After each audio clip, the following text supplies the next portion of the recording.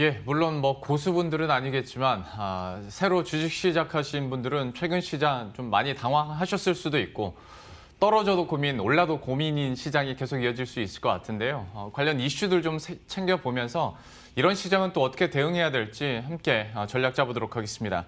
와이즈경제연구소 차용주 소장과 함께합니다. 어서 오십시오. 안녕하십니까? 안녕하세요. 네. 어쨌거나 변동성이 커졌고 네. 예전에 1년 전에 비해서 시장 자체가 레벨업은 된 게 맞긴 한데 불안감은 좀 커지고 있고 악재도 좀 민감해진 모습입니다. 좀 시장 어떻게 바라보고 계십니까? 예, 그러니까 시장이 갖고 있는 본연의 모습들을 이제 또 다른, 그러니까 우리가 확인할 수 있다. 이렇게 좀 정리를 해드릴 수가 있겠습니다. 2020년에 3월 이후부터 주식시장에 들어오신 소위 동학개미 운동의 이제 주린이 분들께서는 좀 당혹스러운 현상들이다라고 좀 말씀드릴 수가 있겠는데 주식시장이라는 게 결코 영원히 오르지는 않습니다. 긴 시계열로 보면 지금도 어떻게 보면 작은 조정이고 또 앞으로 올라갈 수도 있겠습니다만 우리가 하루하루 겪어야 되는 시장은 변동성이 분명 존재한다라는 것들을 여러분들이 인식하셔야 된다라고 말씀드릴 수가 있겠고 이러한 변동성이 지금부터 앞으로 당분간은 지속될 가능성이 있다라고 좀 말씀을 좀 냉정히 드릴 수가 있겠죠. 왜냐하면 제가 이런 말씀을 드리는 근거가 또 있어야 되겠죠. 최근에 오늘 같은 경우 이제 주식시장이 좀 반등을 주고는 있습니다. 하지만 지난 주까지 좀 보면 주 후반에 보면 3거래일 동안 개인이 약 10조 가량 샀습니다. 지금 이제 개인분들이 하루에 1, 2조 사는 것은 정말 뭐 그게 뉴스가 되지 않는 것처럼 네. 뭐 연세 드신 분들은 우리가 과거 알았던 연변농담처럼 네. 이제는 1, 2조 정도는 뭐 우습게 사시는 그러한 증시가 되긴 했습니다만 그럼에도 불구하고 지수가 좀 밀렸고 특히 지난 금요일 같은 경우 장대 음봉이 출현을 했죠. 고점에서 장대 음봉이 출현했다라는 것은 아무래도 증시에 있어서는 조금 과속 방지턱을 넘는다. 이런 개념으로 여러분들이 이해를 하셔야 됩니다. 그동안에 거침없이 100km, 120km 달려왔었던 증시가 이제는 조금 속도를 조절해야 되는 그런 상황을 맞이했다라는 것들을 여러분들이 인식하셔야 되는 것으로 보여지고 조금 전에 이제 전 코너에서도 얘기를 했다시피 이제 상장 폐지라든지 정리 매매 이런 걸 얘기를 했는데 2020년에 정리 매매가 상장 폐지가 무려 12개사가 있었습니다. 예. 2019년에 4개사였던 거에 비하면 2020년에 12개사가 상장 폐지가 됐어요. 이런 것들처럼 증시에 있어서는 분명히 안 좋은 기업들도 나타나기 시작하고 있다. 그리고 또 한 가지 지금 최근에 여러분들이 또 생각을 하셔야 되는 게 신용 반대 매매가 예. 무려 300억이 나가고 있어요.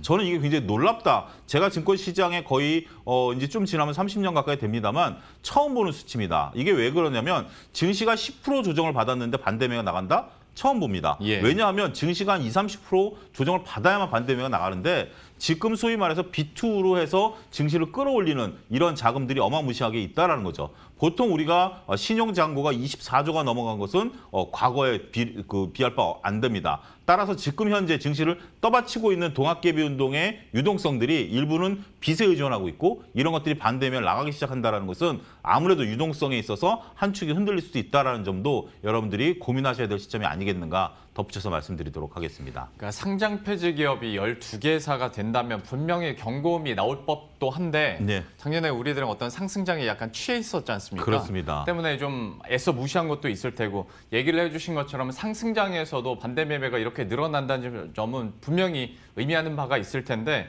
최근 들어서 또 논란이 되고 있는 것 중에 하나가 이제 게임스탑발 어떤 공매도와 관련해서 수급적인 측면에서 그리고 뭐 판이 바뀐다라면서 이제 개인 대 기관 네. 조금 더 넓히면 개인 대 외국인 뭐 이렇게 네. 대결 구도가 이어지고 있단 말이죠. 이것 때문에 결과적으로 우리 증시에도 변동성이 좀 커지는 요인으로 작용하기도 했었는데 이번 사안은 좀 어떻게 바라보고 계십니까? 저는 이번 사안과 지금 우리나라 이제 뭐 특정 기업들 같은 경우도 또 연결해서 하시는 분들이 있는데 두 가지 관점에서 바라보셔야 된다라는 겁니다. 세 가지 관점인데 첫 번째 관점에서 보면 여러분들이 헤지 펀드를 이길 수 있다? 쉽지 않습니다. 이게 지금 현재 헤지펀드를 이길 수 있다는 것들은 어마무시한 뭐 일시에 자금이 몰려야 되는데 이 헤지펀드를 이기기 위해서 자금이 모인다? 누가 이런 것들을 선도한다? 그러면 또 이게 불공정거래법에 걸립니다. 이게 이제 통정 매매가 돼버리기 때문에 이게 법상 그거를 주도하신 분들은 주도해서 세력화되게 되면 통정 매매에 걸리기 때문에 이게 법이 안 된다라는 거죠. 세 번째는 저는 이러한 그 게임스탑 주식과 관련된 예를 들 것이 아니라 저는 오히려 테슬라의 예를 들어야 된다. 그렇게 말씀드리고 싶어요. 예. 테슬라 같은 경우 공매도 세력이 분명 들어왔습니다. 하지만 제가 정확한 기억을 못하지만 대략 한 400억 달러 정도 들어온 것으로 알고 있는데 그들이 다 100개를 들었다는 거 아니겠습니까? 그러니까 결국 공매도를 어떤 세력 간의 싸움, 수급의 싸움 논리로 들어간다라면 이거는 뭐 답이 안 나오는 거죠. 이거는 돈 많은 사람이 이기는 게임이기 때문에 하지만 테슬라처럼 아무리 공매도 세력이 찍어 누른다 하더라도 기업이 비전을 가지고 있고 영업이익을 창출해내고 있고 기업이 활동을 잘하게 된다라면 결국 공매도 세력이 100개를 들 수밖에 없는 거 아니겠습니까? 예. 공매도가 가장 무서워하는 게 건강한 기업입니다. 따라서 이렇게 우리가 건강한 기업을 키워가는 역할에 중점을 둬야지 단순하게 공매도는 나쁘고 니네가 돈이 많으니까 찍어 누르면 우리가 다시 반발 매수하겠다. 이거는 뭐 우리가 주식시장에 있어서는 어긋나는 논리가 아니겠는가 말씀을 좀 드리도록 하겠습니다. 그러니까 어떤 시장이나 기업의 모멘텀이나 사업성으로 좀 다가서야지 이걸 그렇죠. 수급 논리로 가면 네. 이거는 결국에는 그냥 게임스탑이랑 똑같은 꼴이 될 수밖에 그렇죠. 없는 그런 상황인 머니 게임이 거고. 되면 머니 게임에서 이길 개인 투자자가 있을까요? 그렇죠. 그거는 뭐 쉽지 않다라고 말씀드릴 수가 있겠죠. 다만 지금 뉴스에서 뭐 헤지 펀드사가 뭐 몇 조 원의 게임스탑 때문에 손실을 보고 있다 막 이런 것 때문에 네. 야 진짜 되나 보다. 그리고 이거 주도한 사람이 개인 유튜버지 않습니까? 그렇습니다. 전직 보험사 직원이 예. 이렇게 했다는데 이 우연과 지금의 어떤 수급 논리와는 조금 다르게 보셔야 될 것 같고 얘기 나온 김에 공매도 관련해서도 좀 얘기를 해보도록 하겠습니다. 예. 국내에서도 야 공매도 폐지해야 된다 막 이런 얘기 나오고 이렇게 로고 보니까 금융위원회까지 없애야 된다라는 분들도 있는데 예. 공매도와 관련해서 충분히 어떤 박탈감이나 아니면 상대적으로 외국인과 기관은 되는데 왜 난 못해? 라는 거에서 출발한 어떤 분노가 있긴 합니다. 그렇죠. 공매도 상황 그러면 지금 시점에서 우리 시장의 순기능과 역기능을 좀 그러면 정리를 해주세요.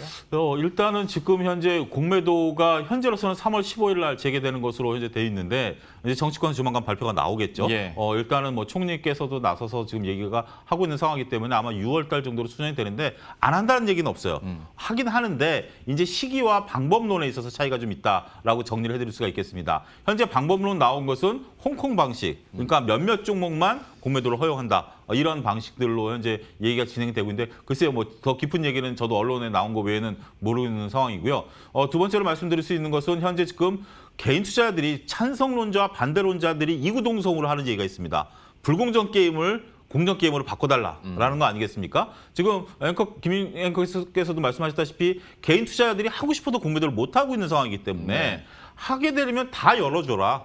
아니면 다 막든지. 지금 이런 상황 아니겠습니까? 따라서 차제 그런 부분에 대한 정책 보완이 있을 것이다라고 좀 말씀드릴 수가 있겠는데 저는 공매도에 대해서 조금 순기능을 두 가지를 좀 말씀드리고 싶어요. 네. 공매도 역기능에 대해서는 여러분들이 잘 아시니까 순기능 두 가지를 말씀드리면 하나는 공매도가 아까처럼 얘기했듯이 기업의 CEO들의 가장 무서워하는 공매도 세력이 된다라면 기업을 건강하게 키우고자 하는 욕구가 생기겠죠. 그런 것들이 우리가 어항에다가 물고기들이 유영하는 물고기들이 죽지 않게 하기 위해서 천적을 집어넣는 거 아니겠습니까? 천적을 집어넣음으로써 어항이 건강해지는 것처럼 지금 공매도라는 천적이 들어옴으로써 기업의 건강도라든지 기업의 CEO가 딴 마음 못 먹게, 딴짓 못하게 그렇게 마음 먹게 할 수 있는 그러한 중요한 요소가 된다는 것들이고요. 두 번째로 말씀드릴 수 있는 것은 만약에 공매도가 없다. 라고 한다라면 여러분들이 만약에 지금 뭐 재산이 뭐 1,000억, 2,000억 있는 만약에 개인이라고 해봅시다. 그러면 한쪽 방향으로만 배팅해야 되는 시장이 A라는 시장이 있고 양쪽 방향 오르던 빠지던 배팅할 수 있는 B라는 시장이 있으면 어디로 가시겠습니까? 당연히 B라는 시장으로 가겠죠. 예. 결국 외국인들이 우리나라가 만약에 공매도가 없는 시장이 된다라고 한다면 물론 선물이 있지 않겠느냐라고 한다면 선물도 있는데 공매도가 없다? 그건 또 말이 안 되는 거 아니겠습니까? 따라서 외국인들 투자자들이 우리가 들어올 수 있는 글로벌 스탠다드가 되기 위해서는 공매도가 나름대로 역할들을 분명 하는 부분들도 있다라는 거죠. 지금 동학개미운동 투자하시는 분들이 가장 목매달아하고 있는 게 외국인 투자자들의 귀환 아니겠습니까? 예. 그런 부분들을 보면 만약에 공매도가 사라진 시장에 외국인들이 들어오는 것도 쉽지 않은 영역이 된다는 것을 보면 우리가 종합적으로 봐야 되겠죠. 공매도가 분명히 갖고 있는 지금의 한계라든지 불공정 거래라든지 이런 것들을 바로 잡아주고 순기능에 대해서도 정부가 좀 얘기를 좀 저는 해야 된다라고 얘기를 해요. 그렇게 해서 서로 간에 이 제도를 잘 보완해서 사용하자라는 거지 쓰자 말자 이런 논리는 너무 치우친 논리가 될 수도 있다. 그렇게 말씀드릴 수가 있겠습니다. 실제로 어떤 공매도의 조건들을 보면 개인들에게 그러니까 어떤 안전망을 구축하기 위함이었겠지만 좀 불리하게 돼 있는 게 사실이기도 맞습니다. 하고 예. 때문에 제도 개선은 필요하되 다만 아예 없애기도 힘든 것이 우리가 그 유동성 얘기 많이 하지 않습니까? 그렇습니다. 근데 OECD 국가에서 다 공매도 제도를 시행하고 있는데 우리나라만 빠진다면 결과적으로 외국인들이 굳이 국내 시장에 돈을 집어넣으면서 그렇죠. 한쪽에만 베팅할 필요는 없기 때문에 여기에 대해서도 한번 생각은 해야 된다라고 얘기를 해주셨고 다만 현재 시점에서 봤을 때 이제 뭐 게임스탑 저희가 얘기도 했고 공매도 얘기도 했습니다만은 관련된 이제 종목들이 그러니까 기존에 공매도 비중이 높았던 종목들이 오늘 튄단 말이죠. 네. 이거는 좀 어떻게 읽어야겠습니까? 글쎄요, 오늘은 저는 뭐 그냥 기술적 반등 정도로 좀 읽고 싶습니다. 이거가 어떤 세력화되고 올라가는 게보다는 우리가 공매도가 이제 역회전이 되면 그러니까 공매도를 쳤던 세력들이 주가가 가치가 올라가게 되면 다시 사는 거죠. 이게 서둘러 사야 되는 게 손실이 무한대이기 때문에 이론적 손실이 무한대이기 때문에 이렇게 사는 건데 오늘은 좀 상대적으로 강하죠. 공매도가 많은 코스닥 기업 1위, 2위가 지금 굉장히 강한데 예. 글쎄요 저는 이거는 펀드멘탈에 움직인다라기보다는 수급 논리로 그리고 그다음에 정서적인 관점에서 좀 올라가는 것이다. 그렇게 그렇게 저는 좀 파악을 하고 있는 상황입니다. 예, 오늘 시장은 좀 어떻게 흘러가는지 그 변동성에도 역시 유의를 하셔야 될 것 같고 수급도 한번 보도록 할 텐데 뭐 이것도 일맥상통하는 질문일 수도 있겠습니다. 그러니까 아직 확정된 건 아닌데 공매도가 뭐 3개월 재연장될 수도 있겠다라는 얘기들이 나오다 보면 수급이 지금에서 뭐 드라마틱하게 크게 변하진 않는 이상 글쎄 시장에 대한 저점을 좀 걱정할 수밖에 없는 게 얘기해 주신 것처럼 개인들이 뭐 10조 원을 사는데도 시장이 못 버티지 않습니까? 그렇습니다. 그럼 외국인들과 기관은 만약에 연장이 된다면 금지가 계속 파는 겁니까? 글쎄요, 꼭 그렇게 바로 직접적으로 연관할 수는 없겠습니다만 기관들 같은 경우는 현재 지금 두 가지 패턴을 보이고 있죠. 하나는 개인들의 환매가 늘어나다 보니까 매도가 나오고 있고 하나는 선물과 연계된 기계적인 매매가 이루어지는 부분들 아니겠습니까? 따라서 지금 기관 같은 경우는 현재 지금 선물과 연계된 자금들이 일시적으로 들락날락하는 것이고 개인 투자자분들의 지속적인 펀드 환매로 인해서 매도를 나타낼 수밖에 없다. 문제는 이제 외국인들의 관건인데 예. 저도 그런 질문을 상당히 많이 받고 저도 질문들을 많이 하고 최근에 그러는데 뚜렷한 지금 답이 없어요. 그러니까 이제 뭐 여러 가지 이제 주위에 있는 주식을 하시는 분들, 뭐 애널리스트 분들에게 문의를 해도 뚜렷하게 답을 내놓지 못하고 있다는 겁니다. 이게 증시에 있어서는 가장 무섭다라고 저는 표현을 하고 드리고 싶어요. 보통 이제 환율 때문에 움직이는 겁니다. 아니면 뭐 해지 차원에서 움직이는 겁니다. 뭐 이렇게 우리가 원인을 알 수 있으면 덜 무섭죠. 우리가 밤에 여러분들이 산속에서 혼자 자고 있는데 무슨 소리가 들렸을 때 이게 무슨 소리인지 알면 무섭지가 않죠.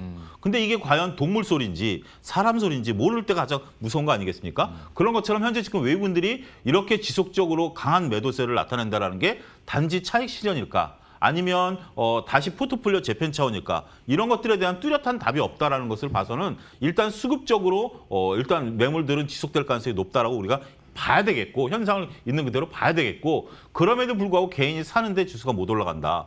저는 조금 뭐 이런 비유를 드리는 게 여러분들에게 어떻게 보면 댓글로 몰매를 맞을 상황이긴 하겠습니다만 2015년, 16년도에 우리가 제약바이오 그때 당시에는 제약바이오가 세상을 바꿀 것처럼 보였고 모든 게 제약바이오 위주로 늘어나고 고령화 사회니까 제약바이오가 모든 시대를 이끌 것이야. 라고 봤죠. 그때 예. 제약바이오 아니면 주식이 아니었죠. 지금과 똑같은 상황이 이루어지면 지금은 반도체와 2차 전지 자동차가 세상을 바꿀 것이야. 그리고 거기에 이제 밸류가 높아지고 있는 상황이죠. 이런 식으로 지금 순환매가 돌고 있는데 그럼에도 불구하고 종목이 못 오른다, 지수가 못 오른다? 그러면 2015년, 16년도의 고점을 아직 제약바이오가 못 뚫어줬습니다. 개별 종목들이. 그렇게 된다면 지금 우리가 너무 큰 기대를 가지고 주식시장의 한 방향으로만 몰두해 있는 것들도 지금은 조금 조심해야 된다. 결론적으로 말씀드리면 개인이 사는데 지수가 못 오른다? 이게 지금 가장 큰 문제다. 저는 그렇게 말씀드리고 싶어요. 그러니까 우리가 어떤 상승장에서 취해 있을 때도 항상 좀 조심하자라는 얘기는 지속적으로 드렸었는데 소장님께서도 지금의 상황을 좀 냉철하게 판단을 하면서 사실 듣기에는 싫은 소리나 쓴 소리가 될 수 있겠으나 여러분들 포트폴리오 관리에는 좀 보수적인 측면도 어느 정도 대비를 하셔야겠다라는 차원에서 좀 얘기를 해주신 것 같고요. 다만 이렇게 좀 변동성이 커지고 여러 좀 이슈들이나 뉴스들이 있을 때 결국 다시 투자 재정비를 하려고 하다 보면 결국 펀더멘털 기업의 실적 이렇게 회귀될 수밖에 없거든요. 어닝 시즌입니다. 관련해서는 그러면 투자 전략을 어떻게 짜야겠습니까? 이렇게 보셔야죠. 지금 현재 여러분들이 증시 격언에 소문에 서서 뉴스에 팔아라는 격언이 있죠. 네. 이걸 좀 더 확대 해석하시라고 좀 말씀드리고 싶어요. 우리가 지금 현재 기업의 이익들을 다 땡겨와서 지금 밸류를 줬어요. 그러니까 증시가 올라온 것들이 무턱대고 올라온 건 아닙니다. 지금 말씀드린 2차 전지라든지 IT라든지 자동차라든지 이런 게 이익이 개선될 걸로 보고 높은 밸류 줬고 이런 거 이익 개선이 됐어요. 정말 이익 개선, 지금 네이버 같은 경우, 카카오 같은 경우 어마무시한 이익들이 나오고 있지 않습니까? 그렇기 때문에 현재 주식시장이 인정이 되는 겁니다. 근데 여기서 주식시장이 한 단계 더 레벨업을 하기 위해서는 새로운 뉴스가 필요합니다. 어닝 서프라이즈가 나온다라든지 앞으로 이익 개선에 대한 어떤 조금 전망이라든지 이런 것들이 나와줘야 되는데 그런 것들에 포커스를 맞추셔야 된다. 단지 한 가지 여러분들이 갖고 있는 기업이 생각보다 이익이 감익되고 있다. 라고 본다면 당연히 그거는 리스크 관리 차원에서 접근하셔야죠. 하지만 여러분들이 지금 시장의 중심주를 갖고 있고 시장의 중심주들이 이익이 과연 앞으로 어떻게 더 개선될 것인가라는데 포커스를 맞추셔서 포트폴리오를 재편하는데 그런 것들을 활용해야 되지 않을까 말씀을 드릴 수가 있겠습니다. 그럼 마지막으로 짧게 지금까지 해주신 어떤 스탠스와는 좀 반대 질문일 수 네. 있겠으나 그래도 좀 유망하게 보고 있는 업종이나 종목군은 있을 거 아닙니까? 전 길게 본다라면 여전히 말씀드리면 2차 전지입니다. 2차 전지는 우리 산업의 그 궤를 뚫고 가는 것들이고 앞으로 더욱더 이익이 늘어날 그 섹터이고 이제부터 시작하는 거죠. 제가 카카오를 작년 이맘때 여기서 말씀을 드렸던 이유 중에 하나가 적자에서 흑자로 전환되는 거거든요. 예. 작년에 2차 전지가 적자에서 흑자 전환되고 올해는 대규모 이익이 날 것으로 보이기 때문에 앞으로도 무궁무진한 가능성이 있다. 그렇게 말씀드릴 수가 있겠습니다. 알겠습니다. 현재 시장에서 들썩이고 있는 각종 이슈들과 그리고 시장 판단을 어떻게 해야 될지까지 함께 들어봤고요. 와이저경제연구소의 차영주 소장과 함께했습니다. 오늘 말씀 고맙습니다. 감사합니다. 예, 그럼 저희도 여기서 인사드리도록 하겠습니다. 식사 맛있게 하시고요. 저희들은 내일 이 시간에 또 새로운 이슈들과 전략 들고 다시 찾아뵙도록 하겠습니다. 시청해주신 여러분 고맙습니다.